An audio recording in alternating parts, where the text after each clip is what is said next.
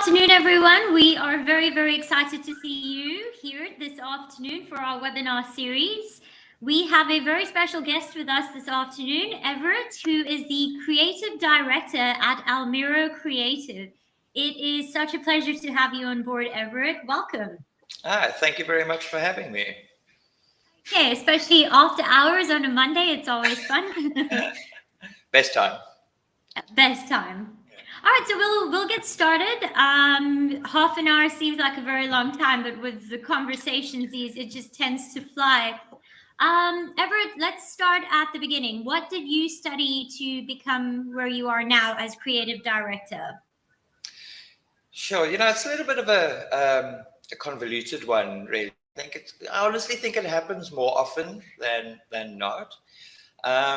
Straight out of matric, I actually, believe it or not, picked up a BA in languages, literature and languages. I wanted to be an English teacher.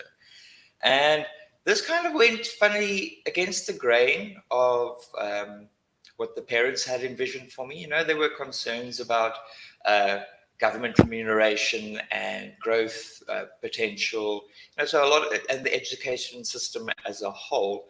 And so there was a little bit of tension there, probably for about a year. And then I caved to the pressure, the constant. They really wanted me to do it's something in the creative field, owing to a childhood where there was a little bit of talent in arts and media. So I go figure, as the parents, instead of wanting you to do the staple of doctor or architect, why did you go do an art major? A little bit of a curveball there.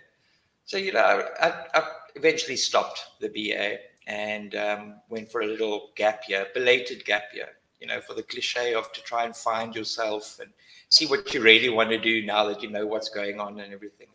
And it was during that time that I was working at an art store, arts and crafts place, where the design eye actually really opened up and made me think about, I actually do have a little bit of talent in this.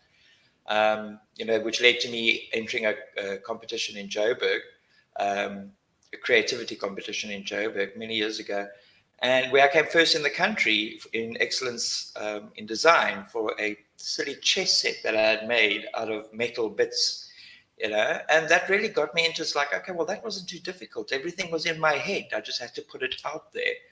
So that's next year I started with graphic design, and here we are, bit of a roundabout way to get there, but take your time and you think about it, and you will learn what you need to do. That nothing is set in stone, really. Yeah, no, for sure. And you're so right in saying that you might have one direction when you start studying, but if you really believe that your path or your journey lies elsewhere, Absolutely. It's perfectly fine to change things. And I mean, look at you a few years later, loving everything that you do as a creative director. Absolutely. And nothing is wasted in that time. Whatever you've learned or the skills you've picked up in the prior fields will help you in anything else you choose and go forward in. It's not like, oh, those are wasted years. You retain that information. You use it in your next endeavor, Yeah, definitely. Well, speaking of your current endeavor, perhaps you could take us through a day in the life of yourself, Everett? Okay, sure. Well, the day pretty much starts, I think, as many of ours do, all right, with checking what fires have started in the email chains. The prevalent truth in media and design sector is tight deadlines, urgent requirements, so time management is critical there. Not all clients are aware of the design process and the time required to fire up that creativity. So dealing with those morning emails is important to get the priority right for what you're going to do for the rest of the day. Yeah. Once that's been sorted out, we can then move on to the next part, which is meetings. So mornings are email. Right after mornings, we get into the meetings. So any concerns you had over email now get dealt with. A deal of time and consideration needs to be applied when managing clients' expectations, especially directly. It's fabulous having a truly excited client where they're there eager for amazing creative ideas, and every step of the way giving their input and everything like that. And it really does help getting the mindset of creativity flowing, right? But in a meeting, you need to reach that mutual understanding of the visualization of what's being discussed. And meetings are perfect for this because it's live, real time, back and forth. You know, you need to fine tune what's in their mind and what's your vision of what the brief is. That visualization needs to align, right? Yeah. This is also the time where you need to temper expectations regarding, you know, what is possible, what is practical. In the sense, you know, sometimes saying things like that over email comes across a little offish, or people read things differently. But when you're physically in that meeting, talking directly to the client and say, it's a lovely idea, cost implication could be this, or practicality for the usage could be that, maybe we should tailor it this way. What do you think about this? You know, it's more live, it's more real time, and it's not like you're standing on someone's ideas or process. You're working with them to just fine tune.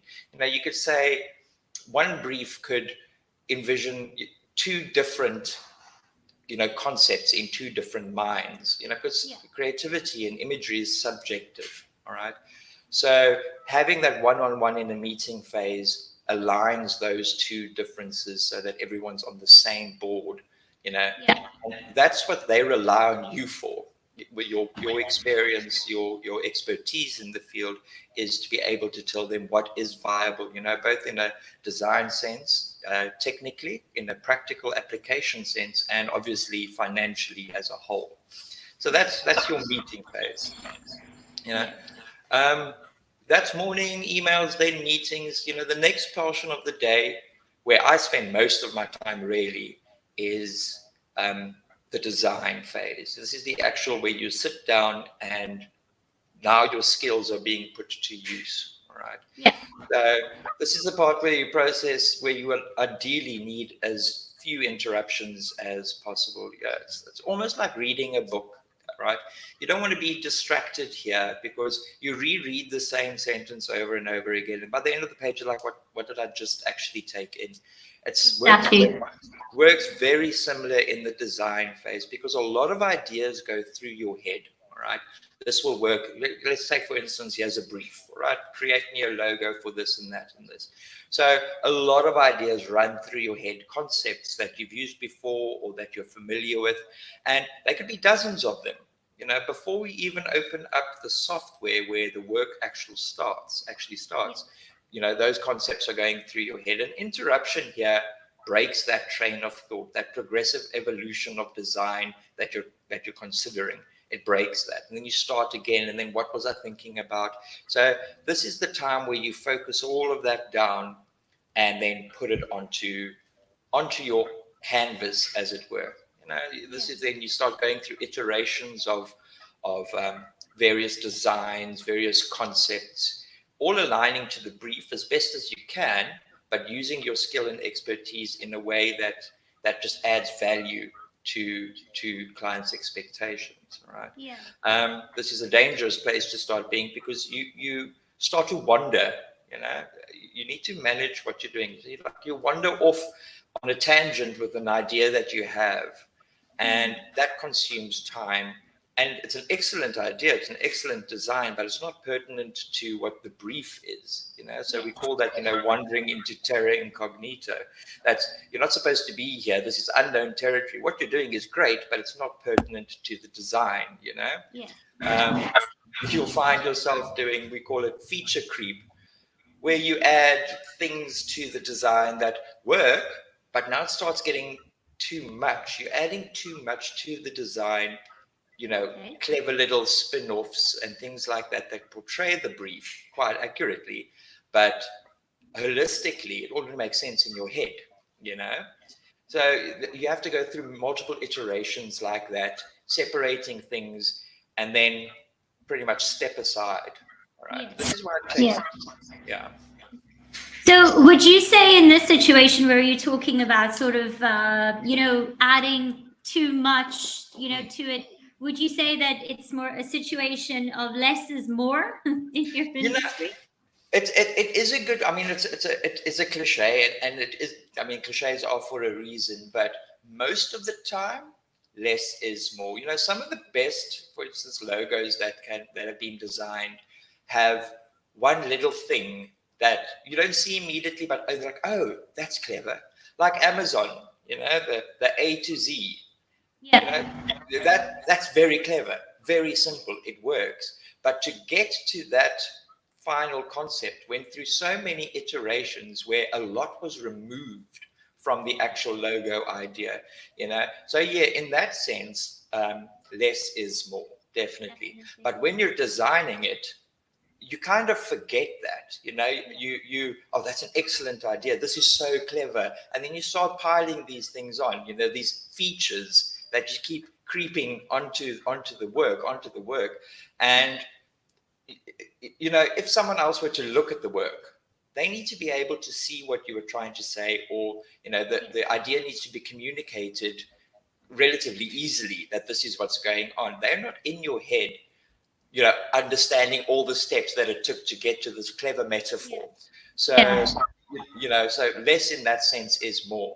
And that's the important part of this design phase, is to go through those iterations and then start removing, you know, because ultimately you want to end up with like 3 variations, 3 concepts that say the same thing, but they're visually different.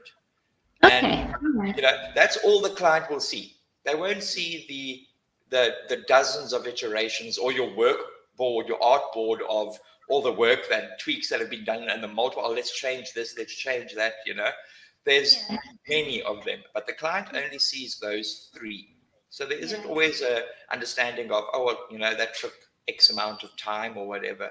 But those 3 are finely tuned to be ready for presentation purpose. Presentation, yeah. So speaking of this relationship that you have with client, where you know you sort of need to hone in, you know, their concept into a design function. What skills, what soft skills or skills in general do you think someone in your field should ought to have in order to achieve this?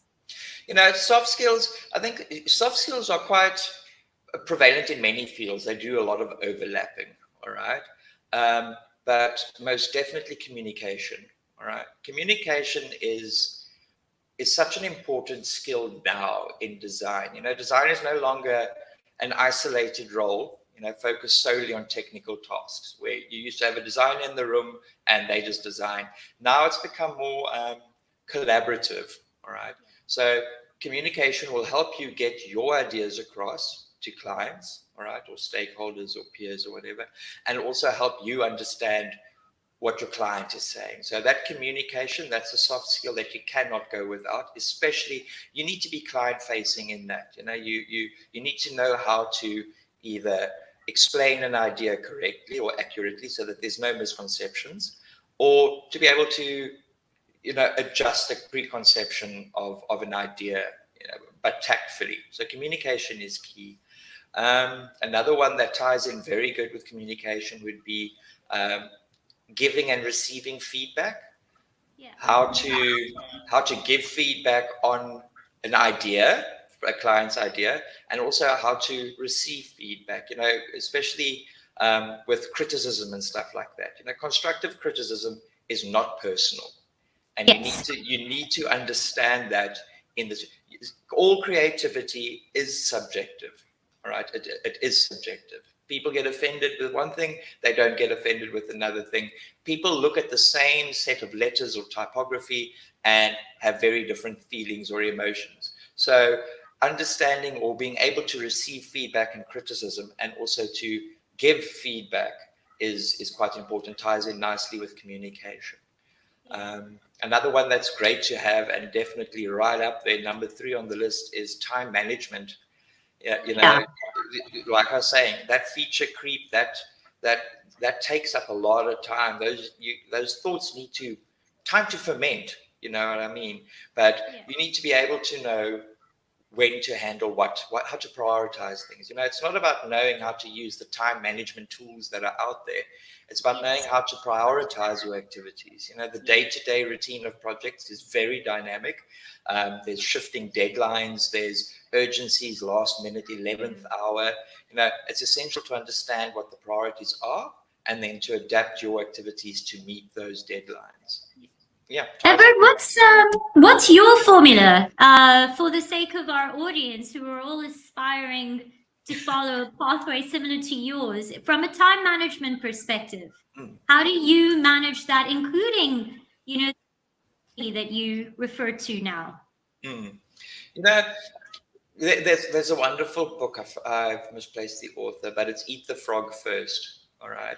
So my time management, I find, is most effective when I tackle the hardest requisition or the hardest thing looming over my day. If I tackle that first, the rest of the day just seems to fall into place with the small little things. So with regards to time management, that's very important to me, is to tackle the biggest thing first and get it off your plate. Because once that's done, you have time to focus on all the small little things. This one, is going to come back with reverts and stuff like that, with feedback and changes and whatnot. And if you leave that for last, you're pushing those reverts out further and further and further. Now the client only gets back to you in 2 days' time, and that deadline doesn't move. That deadline stays where it is. So if you're giving your client a day to revert with feedback, you're cutting your revert time short. Do it first. Eat the frog first. Do your big projects in the beginning of the day, get them out of the way, and then focus on the small little things in between. Set yourself a time limit. If you estimate your project's going to take you an hour, do an hour's work on it. If you can finish it in 15 more minutes, smash it. But if you see there's some things that are changing up here, it's a little bit more invested than at first considered, then do your hour and then move on to something else to get those off and away, and then come back to that when you have breathing room again. Otherwise you'll find yourself in a spin. You're sitting there, your knees will be jerking. I have to get this finished. I've got so much more to do. Put it aside. Do the little ones quickly, and then get back to that one once you've gotten that stress off your shoulders for the rest of the day. Yeah. And I mean, it's so interesting that you say that, because I think that's so applicable to our students also, even from an assignment perspective. You've got the big thing looming, the big assignment that is going to take a little bit of time and would need some adjustment. So just, get it done. Get it out of the way. Time. Not just even from a time management perspective, but from a mental health perspective. All right. Yeah. Once that monkey is off your back, you mentally feel elated. You feel like you can tackle everything else because there's not the shadow looming over you anymore. So it helps with time management, but creativity happens up here.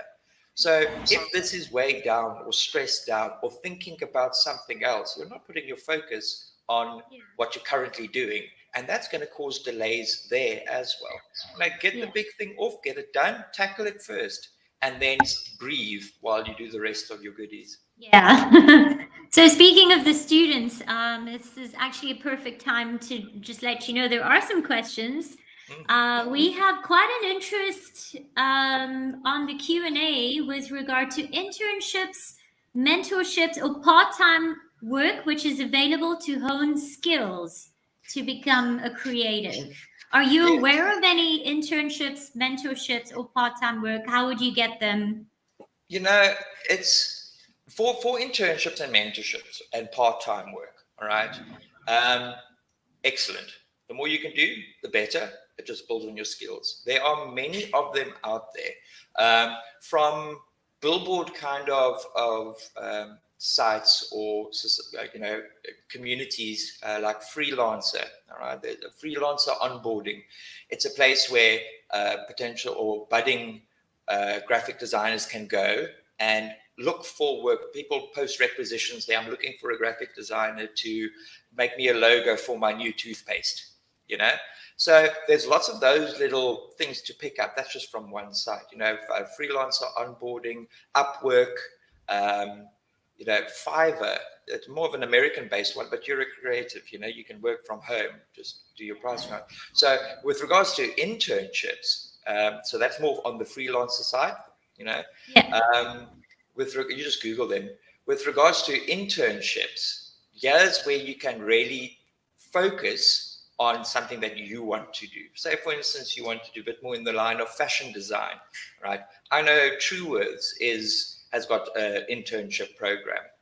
They frequently recruiting for either media marketing collateral or composition work, fashion designing work, website work.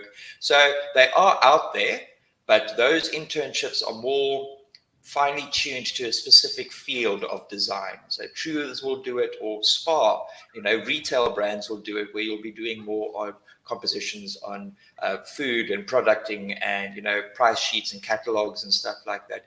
Internships in BMW for design, those design manuals that they do take on teams of workers, and they're always looking for interns to come in, familiarize yourself with the brand identity, and then from there you have potential to join them through the BMW internship programs. There's quite a couple of them. The Foschini Group is big on it, Woolworths, and a lot of motor industry.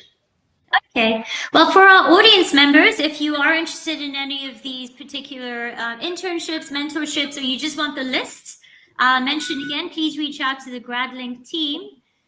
There's now questions are just pouring in with regard to this. Obviously, students, when they're doing all of these internships, the part-time work, for Upwork and so forth, they're creating a portfolio. Yes. Is this? It seems that's sort of the trend of what's going on in the industry. Is it important? And what if it's not? Sorry, I'm asking you like 12 questions now. What is the importance of the portfolio, and what if it's not sort of filled up enough? Portfolios, coming from a designer, I'm never ever happy with my portfolio. It's okay. It's a fact of life.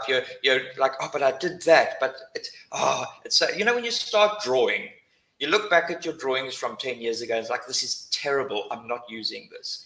And you become a little bit too self-critical in what you were doing, and you only want to show the best. In my experience, portfolios that show the greatest variety of fields are more likely to succeed. All right. So especially when starting off, especially when beginning as a designer, typesetting, posters, logo design, vehicle branding, CIs, things like that. The more you put in there of different key spheres in the design realm, all right, the better. As you progress in your skill and you find exactly which avenue you're going down, it's more automotive industry, that's when you can go back to your portfolio and start trimming off the edges. For now, put what you can in there, because your catalog might be quite big, all right, or it might be quite small, but put what you can in there. People love paging through pictures and pictures and pictures, all right? Once you start clicking, you can't stop clicking. So, put more in there. But when you start developing a set skill in a specific sphere, that's when you start trimming down your portfolio. And they are very important. When you get to the professional level, say, for instance, in motor industry, your portfolio should have 20 amazing projects that you had your hand in, and I'm telling you now, you're going to be culling hundreds of them from your portfolio. Always build your portfolio. So I guess in this instance, until you have specialized, more is less. Okay. Everybody, I told you time flies, so we've only got about 5 minutes, but I would really love to hear what you think about. So we're living in a world of AI and ChatGPT and Discord and so on and so forth. A lot of our students actually are already playing on these platforms. So what's your take on this whole new world? Guys, the last part of my day as a graphic designer or creative director is upskilling, and that goes right into the night quite often, right? Things change in our design sphere all the time. Creative tools are constantly changing. They're updating. Certain features are becoming obsolete. AI and generative tools are in the forefront, right? If you can, and I highly suggest you must get into it, pick up new skills, see what types and fonts are changing, what's in fashion, what's out of fashion, constantly changing. And if you can get a greater selection of tools under your belt to deal with design, even if it's just to cut time management down, like I was saying earlier, where all those iterations of designs come in, AI can help you visually portray those and cut that time in half, a fraction of the time. Use AI, even if it's just as a launching pad for visual ideas. You can AI something quickly together that you can show the client. If they're happy with that direction, you then go and fine tune that idea. Don't sell the AI idea. Use that as, have a look at this concept, have a look at that concept. Those two concepts took you minimal time where you could focus on actual design time. So it's a tool. That's all it is. It's not going to take your job. What's going to take your job is someone who knows how to use that tool. That's what's going to take your job. AI is not going to take it. Someone who knows how to use it is going to take it because of time saving and cost implications. You have to stay on top of that curve. Upskilling is very important. Yes, absolutely. Yeah. So, from a student perspective, I remember when I was a student many moons ago, you're always looking for the free version of everything. Would you say that the free versions and the free software available online is good enough? Maybe you could suggest some stuff for students to practice on? Absolutely. Absolutely. In the design phase, right, you have raster-based design, which is your photo composition, editing and stuff. And then you have your vector-based design, which is mostly your logos and drafting work and stuff. You use both of them. Now, there isn't a software that has a monopoly on those, all right? Rasters and vectors are all out there. You can get GIMP, which is a free online open share for vector work, or instead of using Illustrator, which is now a subscription. So there is a cost implication, but the functionality of open share software is on par with it. I see no difference in it. It's not the software doing the designing for you, it's you doing the designing. So if you can draw a circle, you can draw a circle in any of those programs. If you are starting off, start off with the free ones. Absolutely. They have all the functionality that you'll ever need in the design sphere. All right. There's no reason to go fork out hundreds, sometimes thousands of rands a month for bespoke software licensing. There are free versions of everything. I'm more than happy to give you a list for if students have questions regarding which one relates to which software. What's the version, the free version that I can use. And I recommend going for those free ones. They do absolutely everything. Even the AI generation softwares out there, there are free versions. You don't need to pay a subscription for them. I think our audience would definitely be curious about this list. I must admit, I would be too. So I will talk to you when this webinar is over. And get some information from you. Everett, I don't know how this happened, but we have a minute and a half. I wanted you to give advice to the students and all kinds of things, but unfortunately, I actually have to say goodbye and thank you. This has been so great. I might actually call you back for another session because I think there's so much more that we need to talk about, and the students absolutely would love anytime. I'll be happy. Yeah. All right. Well, thank you very, very much. This has been such a great way to spend Monday afternoon, and I hope you have had a lovely time and have a lovely evening. I have. Thank you very much, and thank you for having me again. I'll chat soon. All righty. Bye. Cheers, guys.